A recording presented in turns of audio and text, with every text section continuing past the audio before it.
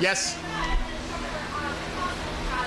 Held a news conference earlier this morning where they were condemning the migrant flights.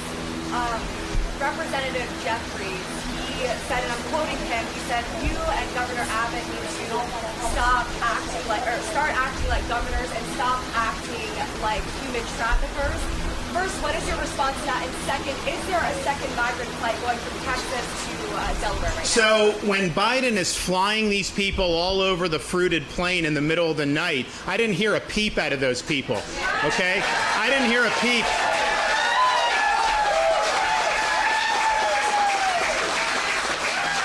I haven't heard a peep about all the people that have been told by Biden you can just come in, and they're being abused by the cartels, they're drowning in the Rio Grande. You had 50 that died in some shed in Texas. I heard no outrage about any of that. I haven't heard outrage about all the fentanyl that's come across the border that's killing Americans in record numbers. I don't hear outrage about the criminal aliens that have gotten through and have then victimized people, not only in Florida, but all throughout the country. I didn't hear any outrage about that. The only thing I hear them getting upset about is you have 50 that end up in Martha's Vineyard. Then they get really upset. And I'm sorry.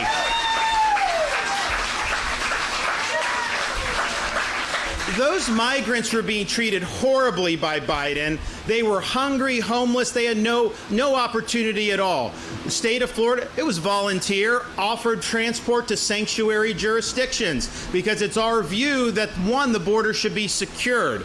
And we want to have Biden reinstitute policies like remain in Mexico and making sure that people aren't overwhelming. But short of that, if you believe in open borders, then it's the sanctuary jurisdictions that should have to bear the brunt of the open borders. So that's what we're doing. But what happened was they were provided an ability to be in the most posh sanctuary jurisdiction maybe in the world.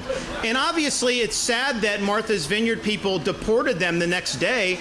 They could have absorbed this. They chose not to. But what it shows is if 50 was a burden on one of the richest places in our country, what about all these other communities that have been overrun with hundreds or thousands? It shows you when now these policies are on the front burner. People need to be talking about. Biden can't defend his policies of open borders. It's doing huge damage to our country. It's costing a lot of money. It's costing lives with the drugs that are pouring across. And so the question is why are you supporting Biden's policies? Why don't you step up and tell him you're failing and let's do it differently? Because you know what?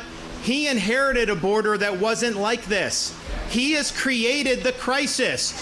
But now at least we know nobody can deny that there's a crisis. Everybody now knows, and it was only because you had to have the elite who want to have the cost on everybody else and they don't want to have to shoulder that. That's the only reason now people are talking about this.